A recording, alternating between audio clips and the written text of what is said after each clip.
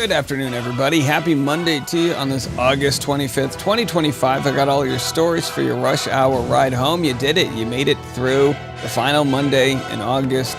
That's an end to summer.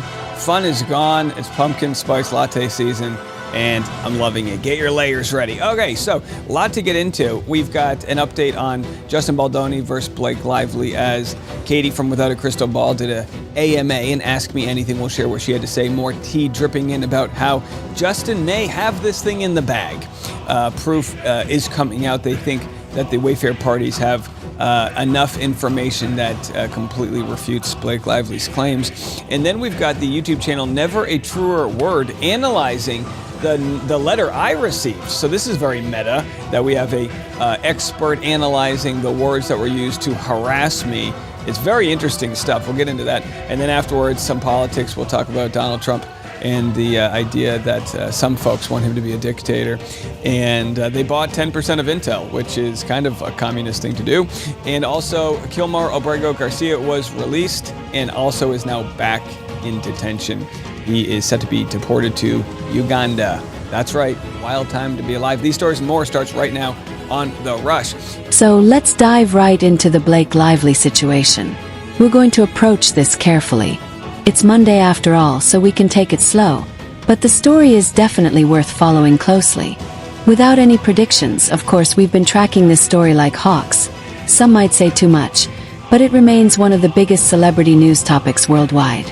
Over the weekend, Without a Crystal Ball dropped some serious information regarding James Fusca, the former Daily Mail reporter. Many people are asking why Fusca changed his story so dramatically. Has he been harassed? Does the Ryan Reynolds and Blake Lively team have some sort of leverage over him? His sudden reversal does raise questions about his credibility, but Katie from Without a Crystal Ball presented hard evidence from months ago, including emails and even a FaceTime call with Fusca, proving she vetted her sources thoroughly.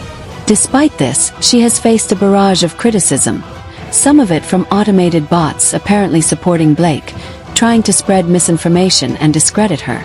Katie has publicly shared all the proof, screenshots, and paper trails to back up her claims, showing transparency that many find compelling. In a recent AMA, she confirmed that Leslie Sloan, Blake's PR representative, orchestrated a smear campaign last year. James Fusca provided irrefutable evidence of this campaign, which is now in the hands of Wayfair's legal team. Because of this, Blake Lively's retaliation case has effectively collapsed.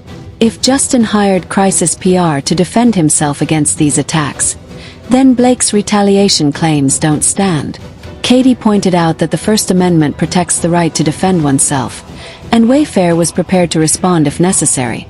But they ultimately never had to because public opinion and internet scrutiny took care of it. Next, we have the Daily Mail's coverage on the matter. The headlines are a bit sensational, with phrases like "Judge unseals bombshell smear campaign texts," but the coverage adds another layer to the story, which I'll share shortly. Before we get to that, I want to address something important for my community. Whether or not you follow the Laura Owens case, we've been subjected to relentless harassment from Laura, her attorney, and supposed friends. It's been constant and aggressive. I'm not here to play the victim, but it's been strange to find myself as part of the story as a witness in the Arizona trial. In the YouTube community, being named a star witness is almost like receiving a badge of honor, like going viral or getting verified on Instagram. For those interested, we've even launched Dave Neal Star Witness merchandise. Hoodies, tie-dye shirts, and t-shirts, for anyone who wants to support. But beyond merch, what matters is the story and the truth. I highly recommend checking out Never a Truer Word's YouTube channel. He has a strong Scottish accent and an analytical style that breaks down a disturbing email I received from someone claiming to be a friend of Laura's. The email accused me of driving Laura to suicidal thoughts, a deeply manipulative and weaponized emotional attack.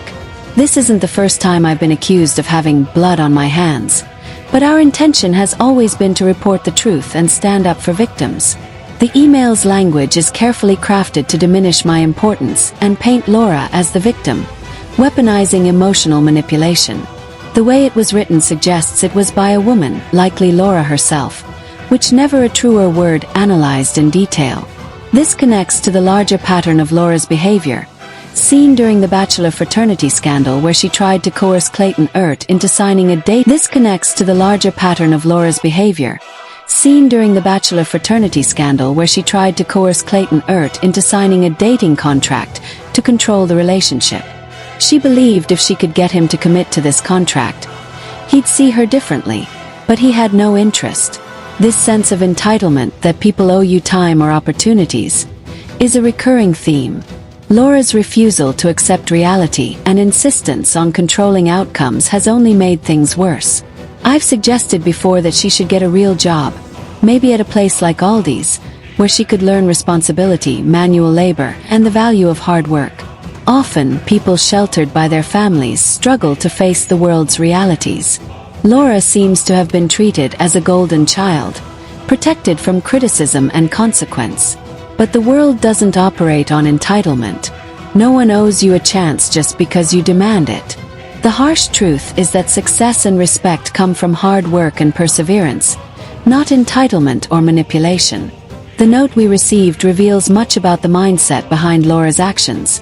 Someone trying to maintain an image and control the narrative rather than accept accountability. The clues strongly indicate the note was written by Laura or someone very close to her.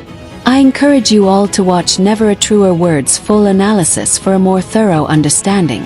We will continue to cover this evolving story, as it's far from over. Many might only be aware of the Blake Lively headlines, but this case is deeper and ongoing. For updates, the Justice for Clayton official Instagram page provides consistent coverage. Now, before we move on to the final segment about Justin Baldoni, let's take a moment to process all this.